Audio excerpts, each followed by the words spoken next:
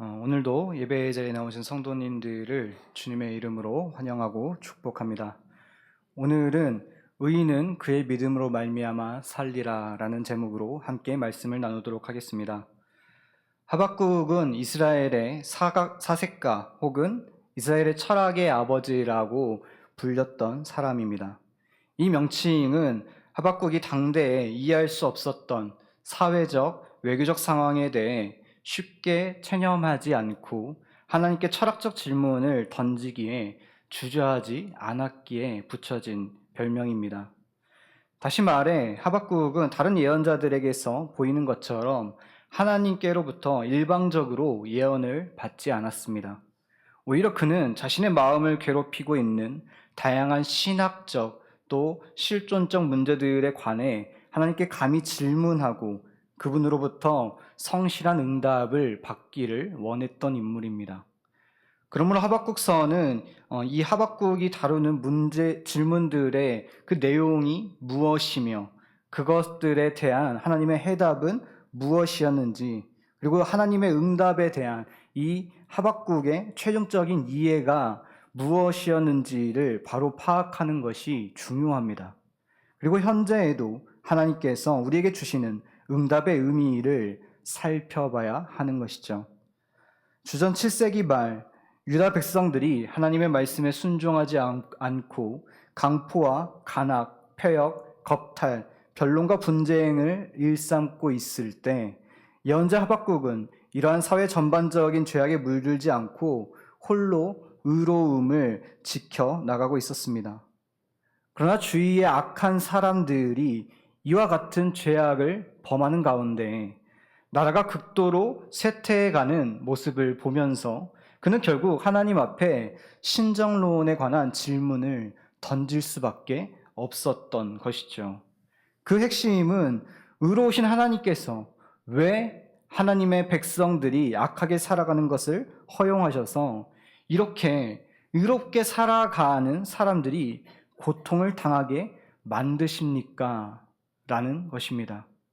하박국의 이러한 질문을 받으신 하나님께서는 그에게 좋다, 내가 유다의 악한 사람들을 갈대아의 전쟁에 능한 군인들에게 붙여서 그들로 하여금 유다 백성들을 심판하게 만들겠다라고 대답하셨습니다. 하나님의 이러한 대답에 대해서 하박국은 도저히 이해를 할 수가 없었습니다. 왜 그랬을까요? 이 하박국이 보기에는 아무리 이 유다의 죄인들이 하나님 앞에서 불순종하고 살았어도 그들이 이방 신들을 섬기는 갈대아 사람들, 즉 바빌론 사람들보다는 도덕적으로나 또 신앙적으로 훨씬 더 낫다라고 생각했기 때문입니다. 그래서 그는 하나님 앞에 다시금 질문을 던지게 되는 것이죠. 마치 이런 것입니다. 아니 하나님, 그게 무슨 말씀이십니까? 어찌 유다 백성보다 더 악한 바벨론 사람들을 통해서 유다 백성들을 심판하겠다고 하십니까? 이해가 잘 되지 않습니다. 다른 해답을 주셔야 하지 않겠습니까? 그 후 하박국은 파수꾼처럼 성루에 서서 하나님께서 주시는 다른 응답을 기다리기 시작하는 것이죠. 여기까지가 하박국 2장 1절까지의 말씀입니다. 그리고 그런 하박국의 당찬 모습을 보시며 하나님께서는 그에게 하나님 앞에서 참으로 의롭게 살아가는 사람의 본연의 모습이 무엇인지를 가르치시는데요. 이것이 바로 오늘 본문의 내용입니다. 이런 내용들을 기억하며 오늘 말씀을 함께 살펴보도록 하겠습니다. 먼저 본문 1절의 말씀입니다. 앞에 화면을 보면서 함께 1절 말씀을 읽겠습니다. 내가 내 파수하는 곳에 서며 성루에 서리라. 그가 내게 무엇이라 말씀하실는지 기다리고 바라보며 나의 질문에 대하여 어떻게 대답하실는지 보리라 하였더니. 아멘. 이 1절의 말씀에 의하면 하박국은 파수꾼처럼 성루에 서서 하나님의 대답을 기다리고 또 바라보고 있었습니다. 이는 그가 영적인 파수꾼으로서의 자신의 정체성에 대한 분명한 인식이 있었음을 보여줍니다. 비록 그가 아직 하나님께서 이 세상을 공의롭게 다스리시는 그 방법에 관해서 온전히 이해하지 못하고 무지했지만 그는 나름대로 신앙인으로서 지녀야 할 기본 자세에는 유지하고 있었습니다. 그것은 그가 하나님의 말씀을 받기 위해서 인내하고 끈기 있게 기다릴 줄 알았다는 점입니다. 하나님께 간구한 다음에 하나님의 응답을 기다린다는 것은 결코 쉬운 일이 아니지만 그 인내함의 결과로 오는 것은 하나님의 보상이요 선하신 응답입니다. 우리는 하나님을 우리의 방식에 따라 우리가 원하는 때에 활동하시도록 강요하거나 감언이설로 이 하나님의 마음을 결코 바꿀 수 없습니다.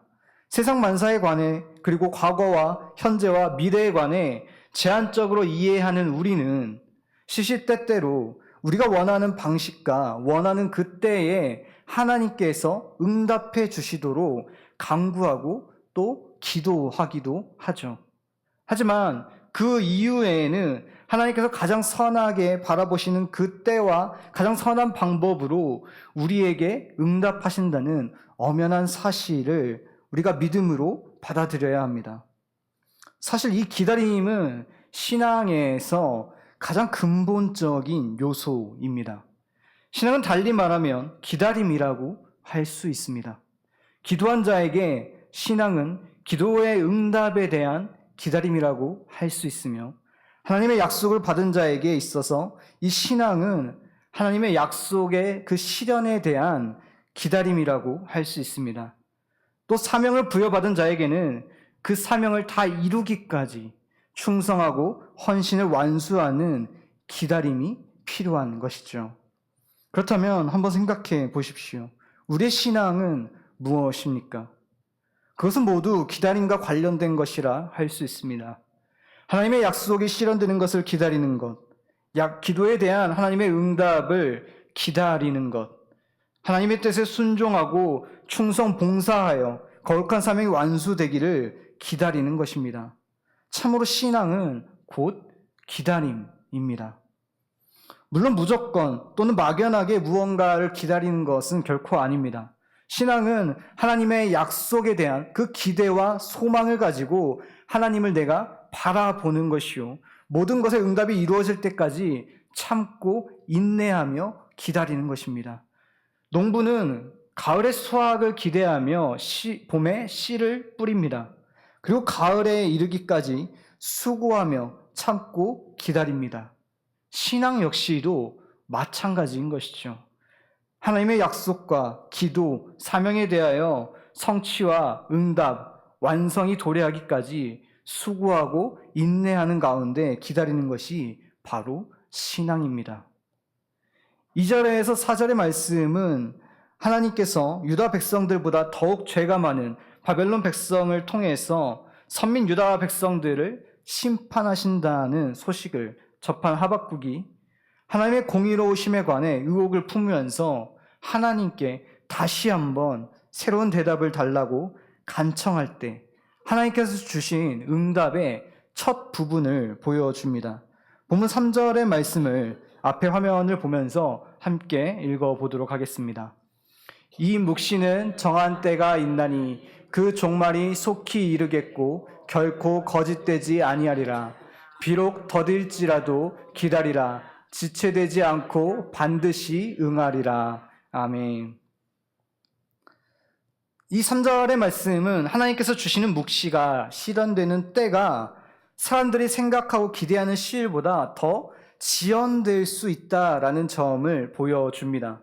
뿐만 아니라 하나님의 묵시의 지연이 결코 묵시의 비실현성을 의미하는 것이 아니라는 점을 분명히 밝혀주고 있습니다.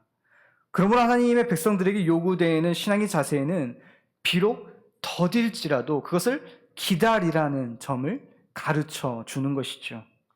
사실 이러한 점이 성경에서 언급된 신앙적 삶에 있어서 가장 힘든 것이라고 할 수 있을 것입니다. 정착할 땅과 많은 후손의 축복을 약속받은 아브라함에게 하나님의 약속이 성취되는 때를 기다리는 것은 결코 쉽지 않았겠죠. 많은 신앙의 사람들이 하나님께서 미래에 베푸실 약속과 축복들에 관해 명확한 그런 날짜를 받지 못하였으되 그분께서 언젠가는 반드시 선하게 축복해 주실 것이라는 그 믿음을 따라 살아간 사람들이었습니다. 신약의 성도들 중에서도 하나님의 재림에 관한 약속을 믿기가 어려워서 이 믿음 안에서 방황하던 사람들이 있었습니다. 이러한 사실들을 볼 때 하나님께서는 하박국에게 참다운 믿음의 기본을 가르치기를 원하셨던 것이죠. 그것은 다름이 아니라 하나님의 약속이 더디게 이루어진다고 하더라도 또 하나님의 그 성실하심과 선하심을 붙잡고 인내로 기다리는 것이 믿음 생활의 기본이라는 것입니다. 이에 대해서 오늘 본문의 4절은 이를 다른 각도에서 조명하여 보면서 또 강조하고 있습니다. 앞에 화면을 통해서 4절의 말씀도 함께 읽어보도록 하겠습니다. 보라, 그의 마음은 교만하며 그 속에서 정직하지 못하나 의인은 그의 믿음으로 말미암아 살리라. 아멘. 이 4절의 말씀은 하나님 앞에서 두 부류의 사람들이 있음을 우리에게 보여주고 있습니다. 한 부류는 하나님을 섬기고 의롭게 살아가는 것처럼 보여지지만 하나님께서 자신들의 그 기도 가운데 더디게 응답하거나 침묵하실 때 더 이상 인내심을 보이지 않고 교만함을 보이거나 부정직한 방식으로 자신들의 그 인생을 살아가는 자들입니다. 그래서 하나님을 향한 믿음 생활에서 그들은 벗어나게 되는 것이죠. 이러한 모습은 히브리서 10장 38절과 39절 말씀에서도 분명히 우리에게 보여주고 있습니다. 앞에 화면을 통해서 함께 읽어보도록 하겠습니다. 나의 의인은 믿음으로 말미암아 살리라. 또한 뒤로 물러가면 내 마음이 그를 기뻐하지 아니하리라 하셨느니라. 우리는 뒤로 물러가 멸망할 자가 아니요 오직 영혼을 구원함에 이르는 믿음을 가진 자니라. 아멘.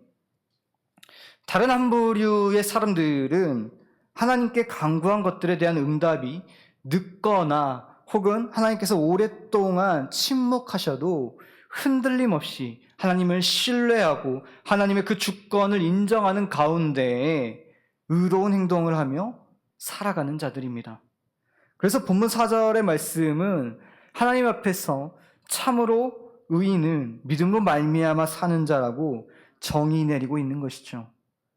그러면 성도 여러분, 본문에서 말하는 의인은 누구입니까?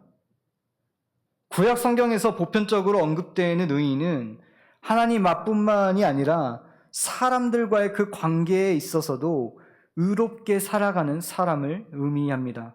어원적인 의미를 본다면 그는 진실만을 말하며 사람들을 외모로 판단하지 않고 주위에 가난하고 소외된 사람들에게 긍휼을 베풀기에 인식하지 않은 사람입니다. 그는 자신이 속한 사회나 공동체가 하나님의 말씀 안에서 올바르게 이룩되도록 힘쓰는 그러한 사람인 것이죠. 본문은 이러한 의인의 삶의 바탕이 되는 정신이야말로 삶의 어떠한 상황 속에서도 하나님을 철저하게 신뢰하고 인내하며 살려는 자세라고 말하는 것입니다. 4절에서 언급하는 믿음은 견고하다, 인내하다, 의지하다, 확고하다, 성실하다라는 어원적 동사에서 파생된 명사입니다. 4절의 말씀은 하나님의 백성이 하나님의 그 존재나 능력에 관해서 단순히 지식적으로는 인정하는 그 차원을 넘어서서 삶의 매 순간마다 그 하나님의 능력을 붙잡고 인내하며 살아가는 행위를 포함하는 것을 의미하는 것입니다. 하나님께서 여기서 이를 말씀하시는 것은 3절의 말씀과 관련이 있습니다. 즉 하나님께서는 자신의 그 묵시는 정한 때가 있고 그 때가 이르면 반드시 이루어질 것이라고 그렇게 말씀을 하셨는데 불의한 자들은 교만하여 이 하나님의 말씀을 믿지 아니하고 하나님에 대하여서도 정직하지 못하여 심판에 이른다는 것이죠.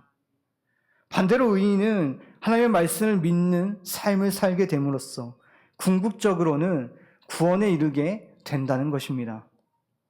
즉 하박국서에서 말하는 믿음이란 이미 하나님의 백성이라는 그 신앙적 깨달음을 지니고 있는 사람들이 그 신앙의 고백이나 지식적 이해를 넘어서서 고난과 핍박이 넘치는 그 매일의 삶 속에서도 변함없이 하나님의 선하심과 인자심을 의지하고 그분을 신뢰하는 가운데 인내하는 삶을 살아가도록 권하는 믿음의 그런 실천적인 적용을 강조하는 것이죠. 결국 4절에 언급되는 이 의인은 그의 믿음으로 말미암아 살리라 라는 말은 이미 하나님의 은혜로 하나님의 백성이 된 자들이 하나님을 끝까지 신뢰하고 인내하면서 살아가야 한다는 그런 말로도 바꿀 수 있는 것입니다. 그렇게 바울은 로마서 1장 17절 말씀에서 하나님의 복음을 온전히 믿고 따르는 사람이 비로소 이러한 경지에 이를 수 있다라고 기록하였습니다. 앞에 화면을 보면서 함께 이 로마서 1장 17절 말씀을 읽어보도록 하겠습니다. 복음에는 하나님의 의가 나타나서 믿음으로 믿음에 이르게 하나니 기록된 바 오직 의인은 믿음으로 말미암아 살리라 함과 같으니라. 아멘. 하나님의 백성된 자들이 삶의 어떠한 순간에서도 이 하나님의 임재와 능력과 공의와 인자를 생각하며 그분을 의지하고 그분의 뜻을 이루기 위해 인내하는 그러한 가운데 살아가는 이 믿음의 삶이야말로 하나님께서 가장 원하시는 삶의 모습입니다. 하나님의 말씀은 분명히 반드시 성취됩니다. 그러나 하나님의 말씀은 하나님께서 정하신 때에 성취가 됩니다. 그러므로 하나님의 성취를 보기 위해서는 하나님께서 정하신 때까지 하나님의 말씀을 믿고 기다리는 인내가 요구되어지는 것이죠.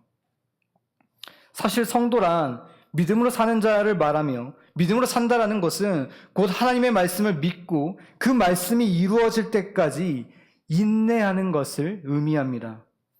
하나님의 약속의 실현이 비록 지체된다고 할지라도 우리는 끝까지 하나님의 약속의 실현을 믿고 기다리라고 하나님께서는 오늘 우리에게 말씀하십니다.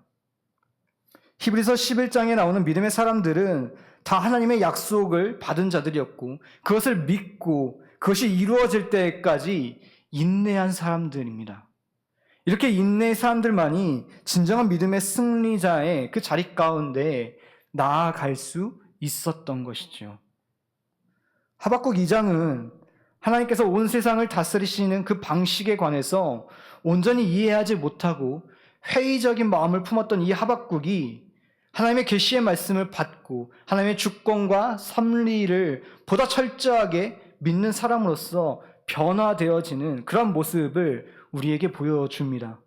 그는 불안하고 초조한 상황 속에서도 다시금 사명의 파수꾼으로서 믿음의 성로 위에 서서 선하시고 의로우시며 신실하신 하나님의 응답을 기다렸습니다. 그것이 지금 자신이 처한 그 현실 앞에서 자신이 취할 수 있는 가장 지혜로운 태도이며 적극적인 대처 방식이라고 믿었기 때문입니다. 하박국은 2장의 말씀을 통해서 하나님께서는 악인들을 심판하기 위해서 다른 악인들을 사용하시지만 그 정한 때가 되면 그들의 그 죄악에 대해서도 반드시 심판하시는 공의로운 하나님이시라는 점을 분명히 깨닫게 됩니다. 그 결과 하박국은 비록 이 바벨론이 유다의 악인들을 심판하기 위해서 하나님의 부르심을 받고 막강한 군대를 형성하여 유다를 침공해 와도 두려워하지 않고 그 속에서도 소수의 의인들을 구원하시는 그 하나님을 믿음으로 바라보게 되는 것이죠. 사랑하는 장수교회 성도 여러분, 기도해도 내가 원하는 대로 또 의도하는 대로 일이 되어지지 않을 때가 있습니다.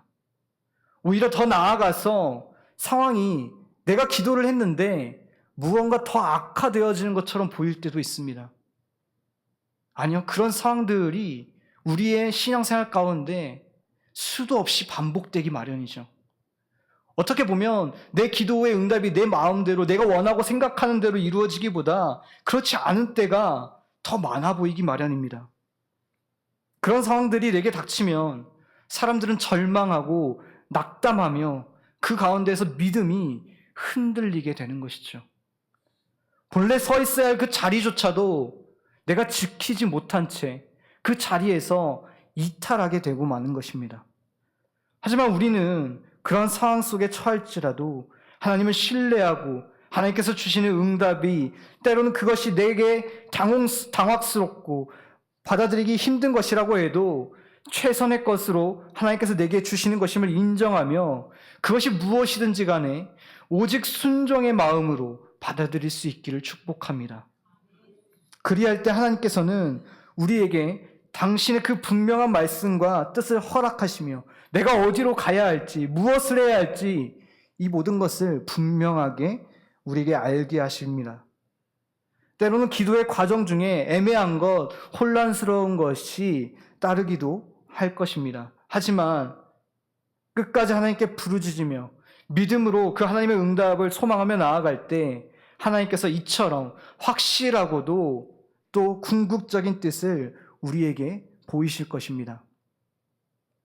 하박국은 결코 하나님의 말씀을 다른 선지자처럼 일방적으로 받은 그런 선지자가 아니었습니다. 끊임없이 하나님 앞에서 자신의 신앙적인 물음들을, 철학적인 질문들을 던졌던 것이죠. 이것이 과연 정말 옳은 것인지, 이것이 과연 선한 것인지, 이것이 과연 하나님의 공의에 합당한 것인지를 끊임없이 하나님께 묻는 자였습니다. 지금 여러분의 신앙생활에서는, 여러분들의 그 삶 가운데에는 이러한 물음들이 있으십니까? 하나님께 기도하며 나아갈 때 그 하나님의 공의에 대해서, 이 땅을 향하신 하나님의 그 계획과 뜻에 대해서 질문하고 계십니까? 이러한 질문들이, 이러한 물음들이 우리의 신앙생활 가운데, 우리의 삶 가운데 있기를 축복합니다.